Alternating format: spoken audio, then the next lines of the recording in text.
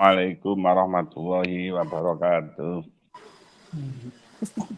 Waalaikumsalam warahmatullahi wabarakatuh. Alhamdulillahirabbil alamin wa bihi nasta'in ala umuri dunya waddin.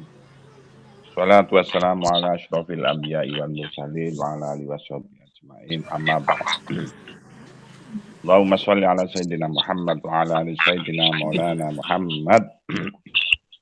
Qala al-musannifu rahimallahu ta'ala wa nafa'ana bihi wa bi ulumihi bid-dharain amin.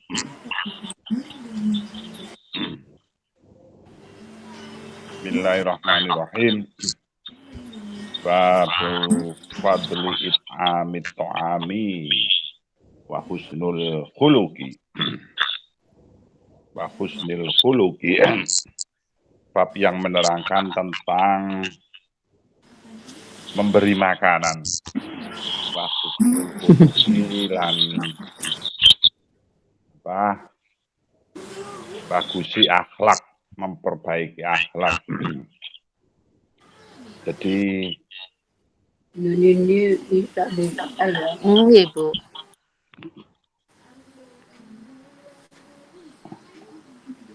tentang orang yang hobinya memberi makanan, hobi sodako dengan makanan, itu juga dibahas di dalam agama kita. Artinya bahwa it'amut ta'am itu termasuk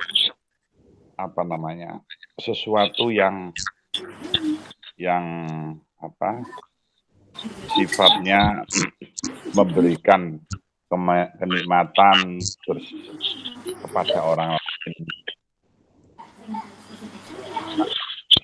akhlak antar manusia. Jadi di dalam agama kita itu semuanya diatur seperti yang saya sampaikan kemarin, bahwa dalam agama Islam itu tidak hanya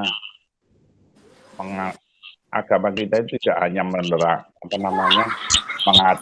tentang tauhid kepada Allah, tidak hanya mengajarkan fikih saja kepada Allah, tidak hanya mengajarkan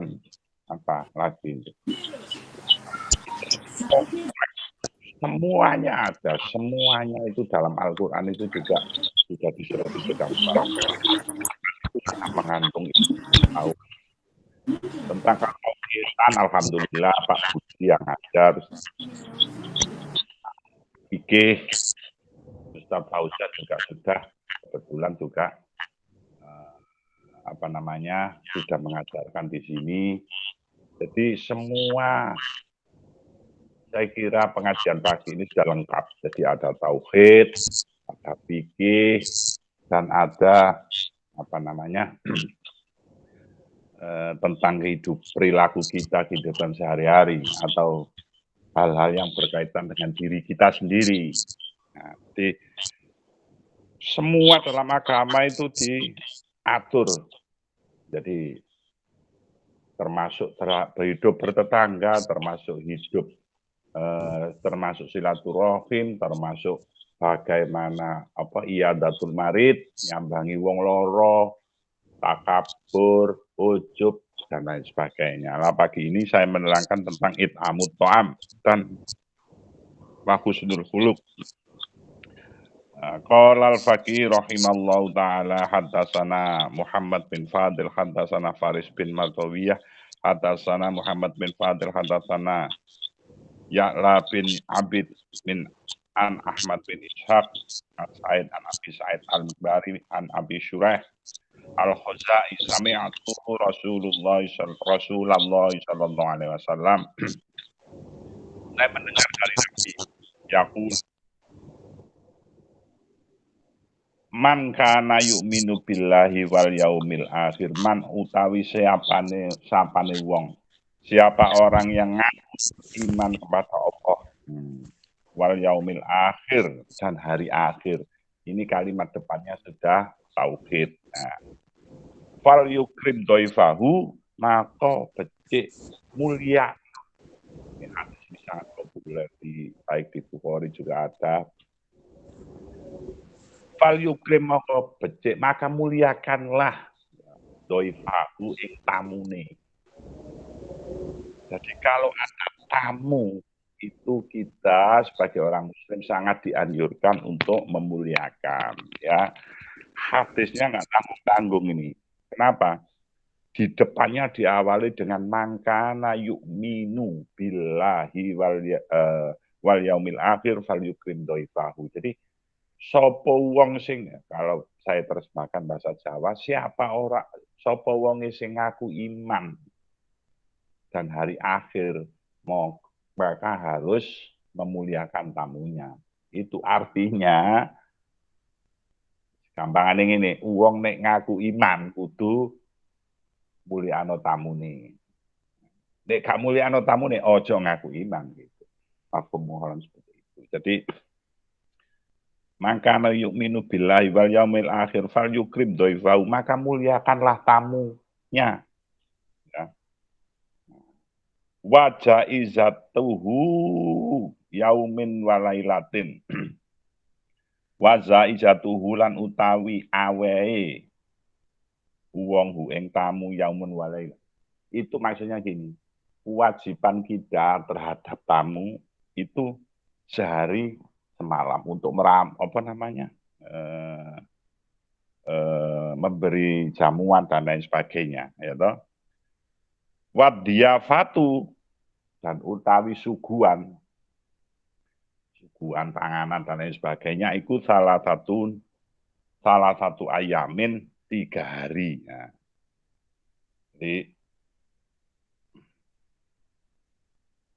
Jadi maksudnya gini, kita itu setelah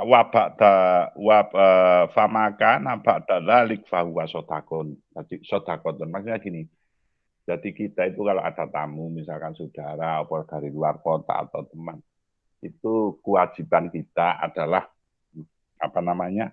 melayani termasuk suguhannya itu sampai 3 hari. Ya, apabila tamu ini sampai nginep sampai seminggu misalkan, setelahnya itu adalah sodako kita karena kewajiban kita adalah 3 hari tadi itu, ya wadiyafau dan suguhannya itu 3 hari itu, jadi memberi makan dan lain sebagainya itu 3 hari itu. Setelah itu kita, setelah 4 hari tamu itu misalkan seminggu di rumah kita, berarti selebihnya itu adalah sodako kita. Tetapi kewajiban kita untuk memperlakukan tamu itu sudah tertutupi dengan 3 hari tadi. Jadi wajibnya itu. Jadi sopo wong sing ngaku duwe iman hari akhir, maka muliakanlah tamunya. Maksudnya begitu. Di kalimat ini di depannya dipasangi man kana yu'minu billahi wal yaumil akhir. Sopo wong sing ngaku iman. Nek gak gelem mulyakno tamu berarti imannya ya toh ojo ngaku iman kan gitu. Nah, di dalam Bukhari itu banyak hadis-hadis yang ada beberapa hadis yang depannya diawali dengan itu, di antaranya wang kana yu'minu billahi wal yaumil akhir falyakul khairan aw liyasmut. Nah, ini juga. Jadi sapa wong sing ngaku iman kepada Allah dan hari akhir, falyakul khairan, ngomonglah, berbicaralah yang baik, auliyasmut, nek iso ngomong sing apik, auliyasmut, lebih baik itu diam atau diam. Jadi kualifikasi khairan itu enggak hanya apik dalam pengertian kalau jadi kualitas khairan itu juga termasuk kebenarannya dan lain sebagainya. Jadi termasuk wa man kana yu'minu billahi wal yaumil akhir fal yu'li jarahu. Ini juga ada di hadis Bukhari. Jadi ini semua hadis berurutan. Man kana yu'minu billahi wal yaumil akhir fal yakul khairan aw liyasmut. Barang siapa yang beriman kepada Allah dan hari akhir, maka berkatalah yang baik atau diam. Kalau nggak bisa berkata baik, diam. Nah, di zaman sekarang ini kan, wah, di tengah pandemi ini terutama ya, mohon maaf, terpaksa harus saya singgung, itu Kalau kita itu bukan dokter, kita bukan ahli ini, sebaiknya kita nggak usah ngomong tentang ngetokno teori dewe, misalkan tentang ini. Alangkah baiknya karena kita nggak kompetensinya, nggak punya kemampuan untuk dokter, ya sudah kita diam, lebih baik diam saja ketimbang orang malah tersesat dengan penjelasan dari ketidaktahuan kita. Seperti itu, contoh itu. Hadis ini masih berlanjut. Semuanya di depannya diberi wa mangkana yu'minu billahi wal yaumil akhir. Dan siapa orang yang iman kepada Allah dan hari akhir, fala yu'di jarohu. Jangan menyakiti, fala yu'di, maka jangan yu'di menyakiti jarohu, tetangganya. Nah, tetangga ini terhadap tetangga pun ini kita diatur, jangan sampai menyakiti. Kalau kamu merasa orang beriman kepada Allah dan hari akhir, jangan menyakiti tetanggamu, ya. Yang ketiga, wa man kana yu'minu billahi wal yaumil akhir fal yukrim dhaifahu. Nah, tadi itu barang siapa yang beriman hari akhir dan hari billahi kepada Allah dan hari akhir, maka muliakanlah tamumu. Jadi ini adalah akhlak, ya. Akhlak kepada manusia juga akhlak kepada Allah. Artinya apa? Akhlak kepada Allah itu ya kita itu mentauhidkan Allah, mensatukan Allah. Kita tidak syirik dan lain sebagainya. Kemudian hadis ini dilanjutkan falyakun khairon liyasmut. Ini akhlak kepada manusia. Falyayu'di jarohu, jangan menyakiti tetangga, juga akhlak manusia.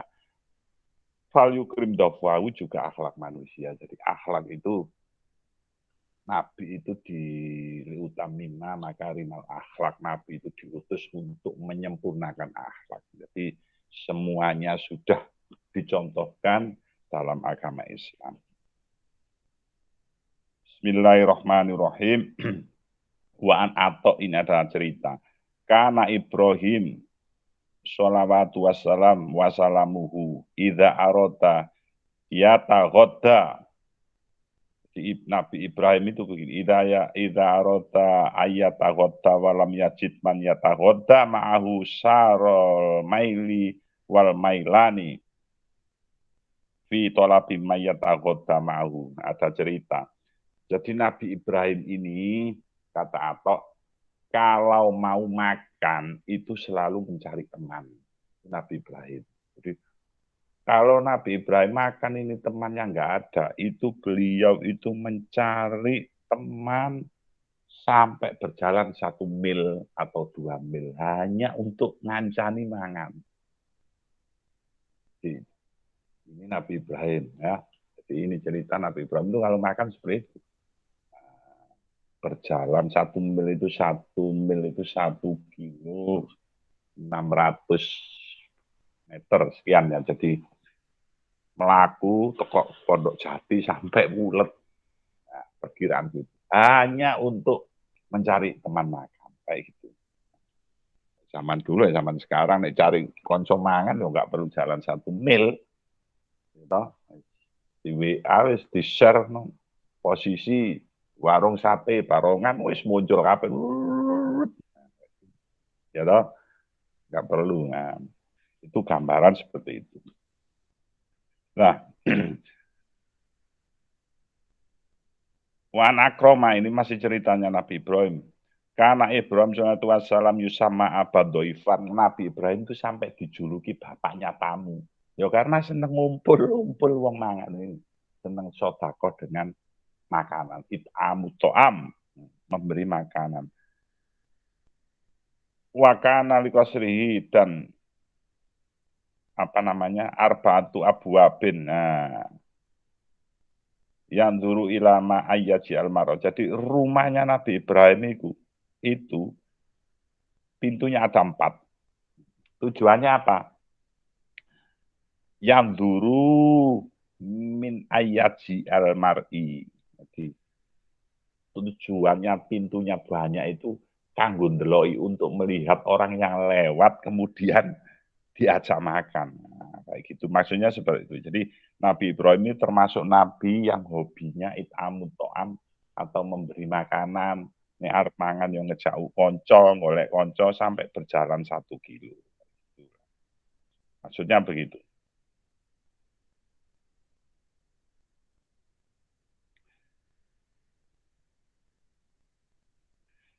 Bismillahirrahmanirrahim. Waruwiya an abi anan nabiyya waruwiya lan diwatkan anin nabiyya sallallahu alaihi wasallam annahu su'ilah ditakoni. Jadi Nabi ditanya oleh sahabat, man utawi aksane wong, man aksara salija bihi annasu fil jannah.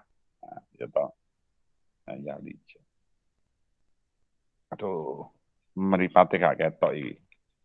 Kudu nggawe kacamata maknane.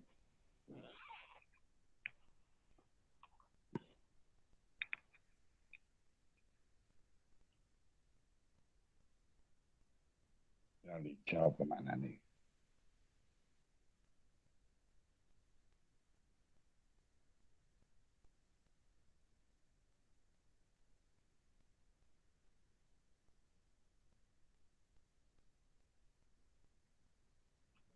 Apa iki gak ketok maknane? Bismillahirrahmanirrahim. Waruyaan atau an Abi Rubah an Nabi an Ibnu Umar radhiyallahu anhu maqala.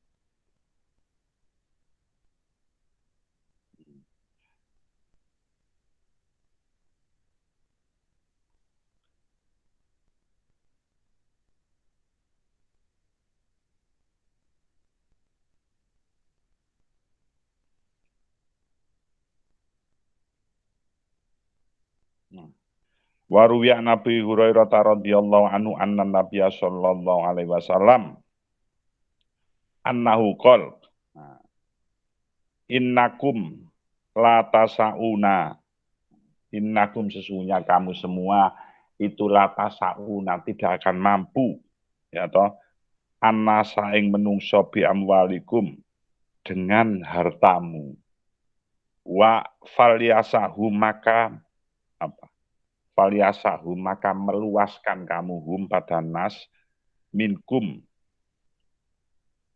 saking sira kabeh bastu wajhin ing apa bastu wajhin berseri-serinya wajah wa husnul khuluqi dan apa namanya bagusi akhlak. Maksudnya begini. Di hadis Nabi yang ini itu menggambarkan begini. Jadi wong urip nang dunya, orang di dunia ini meskipun dia itu orang paling kaya sak dunia, wis paling kaya lah sak dunia, nomor 1. Ya toh. Itu tidak akan mampu lata sauna tidak akan mampu, ya toh. Ya toh. Maksudnya gimana? Tidak akan mampu menguasai meskipun kon wong sugih sak dunia, kamu tidak akan mampu menguasai wong dengan kekayaanmu dengan orang sak dunia ini nggak akan mampu. Nah, maksudnya begitu. Kemudian apa? Falyasahum minkum. Maka apa? Maka kamu itu harus meluaskan, maksudnya bastu wajhin yang berseri-seri wajah.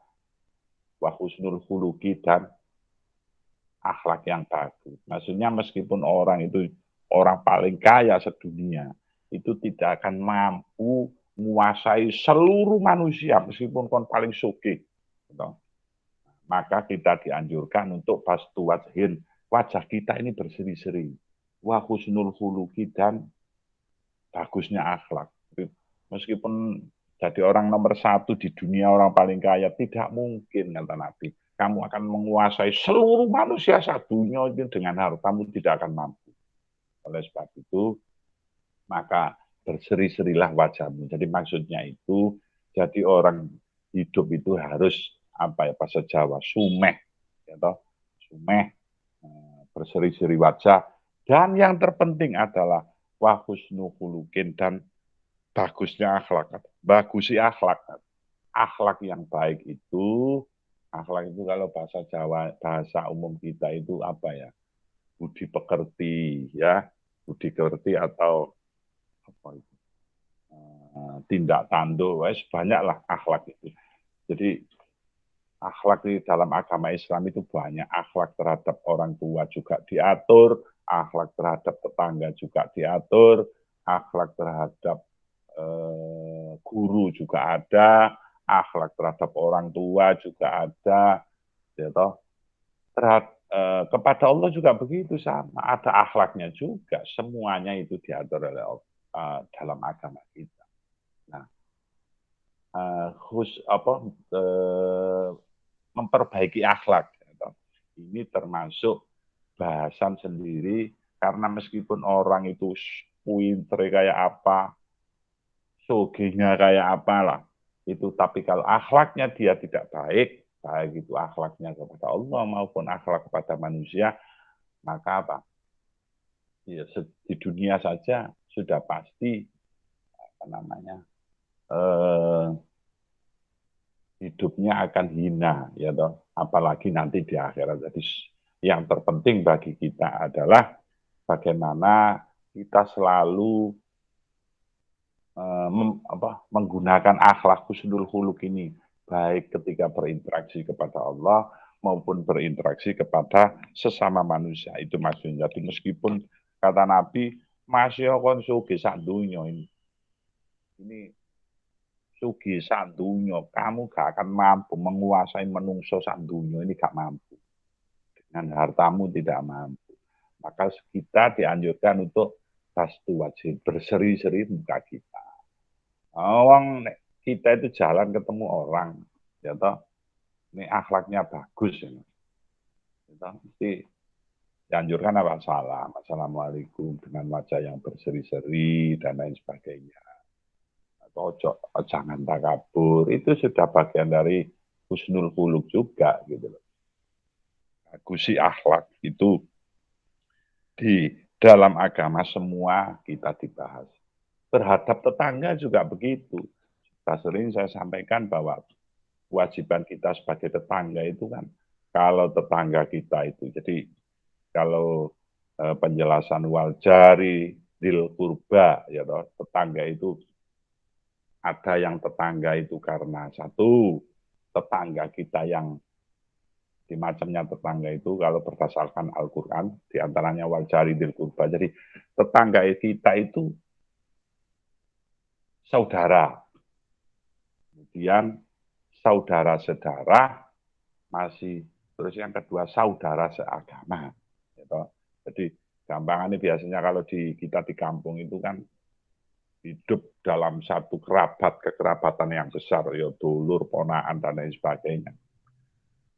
Jadi dia termasuk saudara kita seagama, yang kedua saudara kita sedara. Maka kewajiban kita ada tiga. Kewajiban kita sebagai tetangga, kewajiban kita sebagai sesama agama Islam, dan kewajiban kita sebagai dulur. Jadi macam-macamnya tetangga di antara itu. Yang pertama saudara seagama, saudara sedarah, dan kemudian kewajiban kita ada tiga. Kewajiban kita sebagai tetangga, kewajiban kita sebagai sesama Muslim, dan kewajiban kita sebagai saudara. Yang kedua, tetangga kita itu macamnya cuma tetangga sesama Muslim saja, tapi bukan saudara. Jadi, monggo podo Islami. Maka kewajiban kita ada dua. Kewajiban sebagai tetangga dan kewajiban sebagai sesama agama Islam. Jadi misalkan kalau hal-hal yang berkaitan dengan keagamaan, maka kewajiban kita ya kudu membantu tetangga kita itu.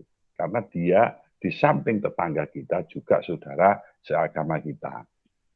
Nah, yang terakhir adalah tetangga yang bukan seagama, yang bukan saudara juga bukan, tetapi mereka itu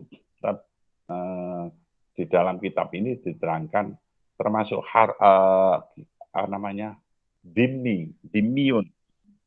Dimiun itu maksudnya apa? Orang yang bukan Islam akan tetapi beliau itu dilindungi oleh negara. Jadi, beliau bukan seagama dengan kita, akan tetapi menjadi warga negara Republik Indonesia.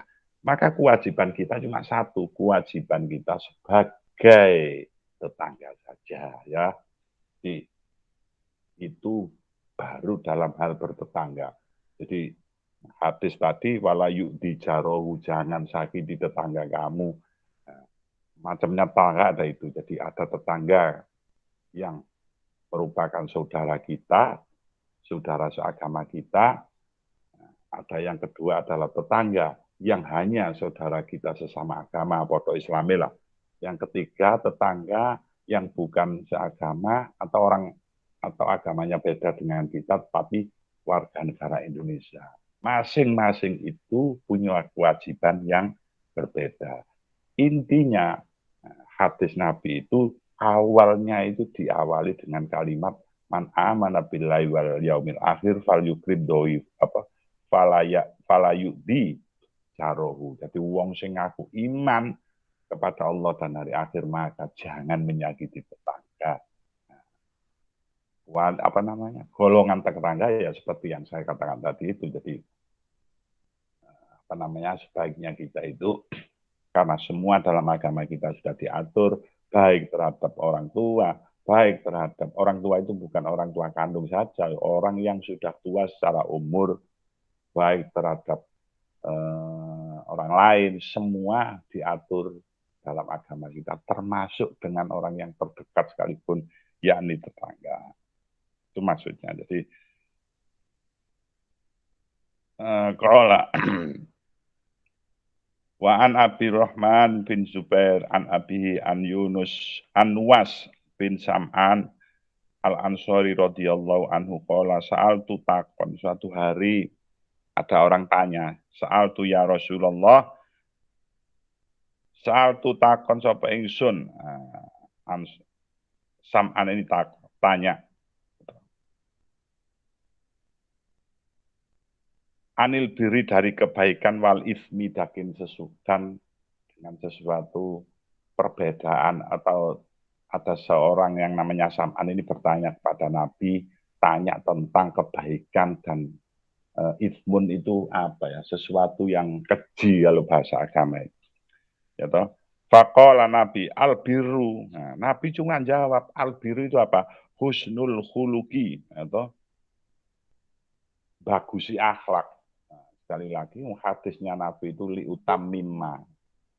Nabi itu diutus oleh Allah untuk menyempurnakan akhlak. Gitu. Maka kata Nabi, ketika didatangi seseorang dari sahabat Ansor, Nabi tentang albirri dan ismun, kebaikan dan kekejian, Nabi menjawab, faqala Nabi, albirru husnul khuluqi, albiru utawi kebaikan iku husnul khuluqi, bagusi akhlak. Wal ismu, dan yang namanya keji atau kekejian itu maha kamin sodrika, kata Nabi. Jadi ini begini, keji itu apa sih? Keji itu apa? Mahaka, sesuatu yang meresahkan. Nah, ya, fisodrika, di dalam hatimu, di dadamu. Ya toh? Wakaritra lan benci ayatolia ing nyemto melihat alaihi ing atase ma sopo anasu menungso. Jadi maksudnya begini. Nabi ini ditanya seseorang, Nabi cukup simpel jawabnya. Kebaikan itu apa? Al-birru, husnul khuluq, kebaikan akhlak, kata Nabi. Nabi cuma jawab satu itu aja. Ya. Husnul khuluq, bagusi akhlak. Wal ismu, dan kekejian, kata Nabi, sesuatu yang meresahkan di dalam hatimu. Ketika ada orang yang melihat. Jadi maksudnya begini. Ono uang, maaf, apa ya, mencuri misalkan. Kalau mencuri itu konangan lah Melayu kan. Maksudnya kayak itu, contohnya seperti itu. Jadi ini awakmu itu, aku mau nyolong, meresahkan di dadamu, konangan enggak ya? Itu namanya keji. ngentit misalnya, kayak gitu-gitu. Jadi ketika kamu dilihat orang itu resah, berarti itu keji, gitu aja. Gampangannya ini, kalau bahasa Jawa, lah apa bener kok izin, kenapa bener itu kok malu. Nah, makanya ini kebalikannya, kalau keji itu dilihat orang itu pasti kamu resah. Rasan-rasan misalnya, terus ketemu sing dirasani lewat seret atau ketemu orang, pasti kita resah. Tadi itu sih, itu dengar kan enggak ya, saya ngomong begini. Jangan-jangan nanti benaran dia lapor. Nah, gitu. Hasut, adu domba, ketemu orang, kita gelisah. Makanya kata Nabi, apa namanya, kebaikan itu husnul khuluq, membaik, apa akhlak yang baik. Sedangkan ismun, kekejian itu adalah sesuatu yang meresahkan hatimu, meresahkan dadamu ketika dilihat orang. Apa toh banyak toh. Seperti yang saya contohkan tadi, rasan-rasan ketemu orang, ketemu konco sing dirasani. Akhirnya kita gelisah. Aku mau rasan-rasan gak konangan itu ya. Bu arek itu pondok kayak gitu. Contoh ya. Jadi semoga hal-hal yang demikian itu kita bisa dapat hindarkan. Dan kita senantiasa bisa berakhlak yang baik, baik akhlak kita kepada Allah maupun akhlak kita kepada sesama manusia. Waruya Nabi Hurairah radhiyallahu anhu ta'ala anna Nabiyya sallallahu alaihi wasallam annahu qala karamul mar'i, kemuliaannya seseorang, kata Nabi, kemuliaan seseorang itu ya toh dinahu ya pada agamanya. Itu kemuliaan seseorang itu sudah menempel otomatis. Orang kalau bisa menjalankan agama secara total, maka itu adalah kemuliaan dia. Inna akramakum indallahi atqakum. Sesungguhnya orang yang paling mulia di sisi Allah adalah orang yang takwa. Tapi juga begitu. Karomal mar'i dinahu. Jadi kemuliaan seseorang ya karena agamanya. Karena kenapa kok bisa begitu? Nah, seperti yang saya sampaikan, semua diatur oleh agama. Jadi kalau kita mau menjalankan agama secara kompleks, maka itu sudah termasuk kehormatan orang itu. Menjalankan perintahnya Allah dijalankan, baik yang hubungan hablum minallahnya maupun hablum minannas, ibadahnya baik, sosialnya juga baik, di masyarakat juga baik. Itu orang yang apa namanya, yang dimaksud Nabi sudah termasuk kehormatan dia karena dia mampu menjalankan semua perintah agamanya. Di karomul mar'i, sempurnanya orang itu karomul mar'i, sempurnanya orang itu dinau ya karena agamanya. Wa muru'atuhu, dan kehormatannya seseorang itu akluhu, akalnya, kepintarannya. Jadi ono uang itu karena kehormatannya itu, terkadang dunia ini juga masih terbalik ya. Uang itu masih belang setan. Tapi dia itu karena dia itu cerdas, pinter, ya tetap digoleki uang. Kehormatannya dia. Karena itu kehormatannya dia. Apalagi seandainya komplit ya. Jadi dia cerdas, pinter. Pinter ini dalam hal, misalkan dia seorang dokter misalkan, atau seorang insinyur misalkan, sudah insinyur, terus kemudian taat beragama, wes campur itu, jadi dia mulia, ya toh, dia punya prestise, punya jadi karomul mar'i, kehormatan seseorang itu dinahu karena agamanya. Wa muru'atuhu, dan kehormatannya, prestisinya itu akluhu, akalnya. Tapi kemudian kata Nabi masih dilanjutkan, wahasabuhu, dan utawi apa ya, derajatnya, ya derajatnya itu kholquhu, akhlaknya masih diimbui, kata Nabi. Jadi ono uang, di Nabi ini menyampaikan atau bersabda, kemuliaan seorang mukmin itu adalah seseorang karomul mar'i dinau karena agamanya. Wa muru'atuhu dan kehormat prestis harga diri nih kata bahasa Jawa muru'ah ya itu akluhu karena akalnya.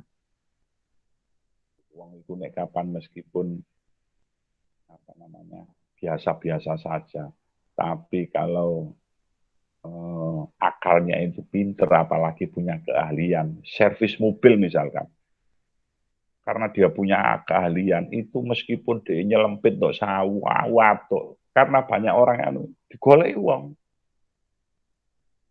karena prestasi dan prestise itu apa namanya dia punya meskipun tok desa itu puarane wong namanya sudah terkenal karena itu contoh ya akluhu punya kemampuan akalnya itu punya keistimewaan punya kelebihan di dalam hal otomotif.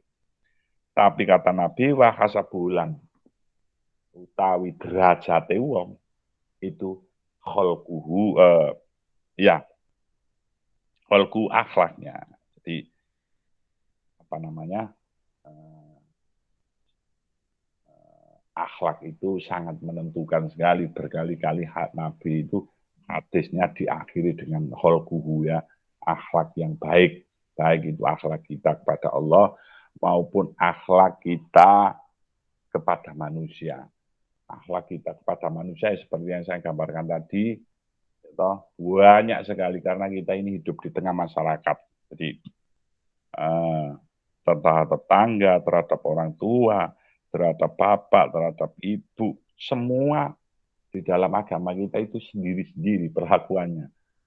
Pada orang tua misalkan kita ada jalan, ada di terhadap kerumunan sosial, di hadis-hadis itu kan diterangkan kalau kita berjalan, kalau kita naik kendaraan, kemudian ada banyak kerumunan orang, ya toh, itu naik kendaraan disuruh menyapa. Jadi kalau sekarang apa ya, jendela dibuka kalau mobil, kemudian menyapa dan lain sebagainya.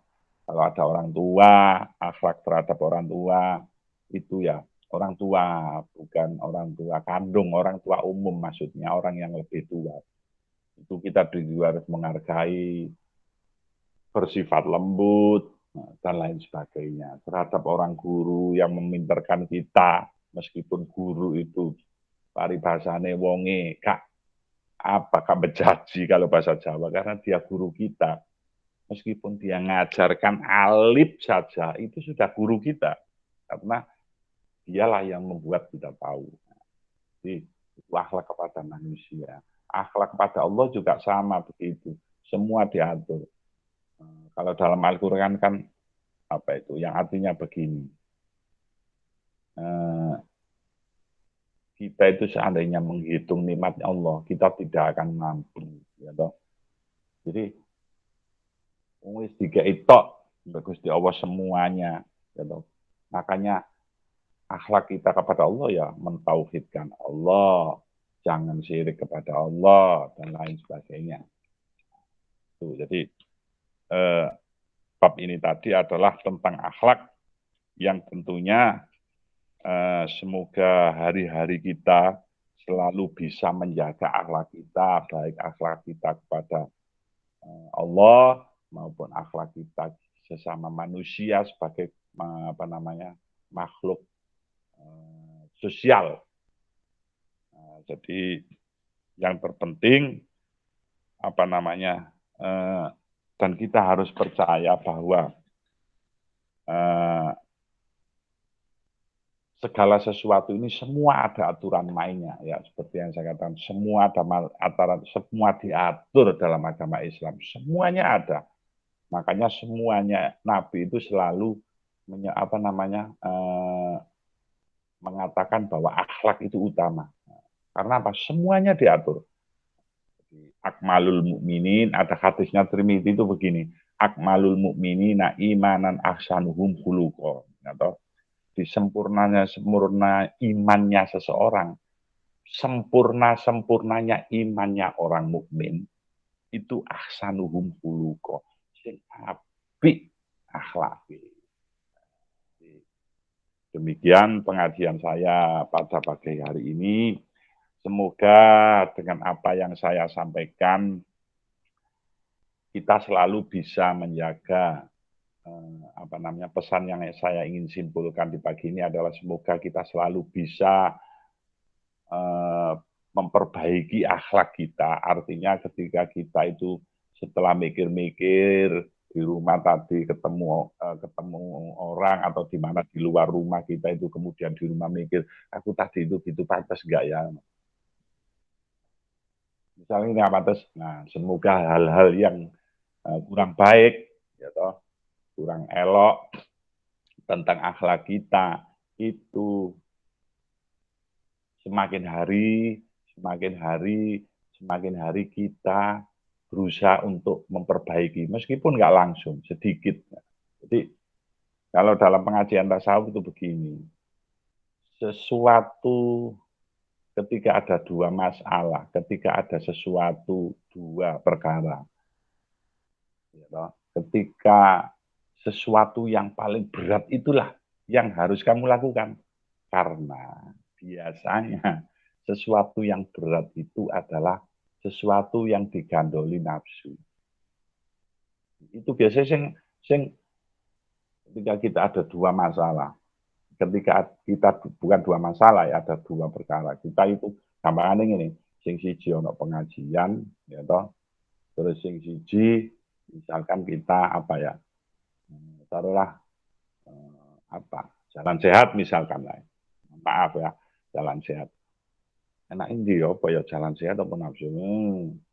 Yang terberat itu yang kan dipilih. Kenapa begitu? Biasanya sing aras-arasen itu sing digandoli nafsu. Jadi sing digandoli nafsu itu yang harus kita lawan. Bukan sing enteng. Sing enteng aja bukan, tapi yang paling berat.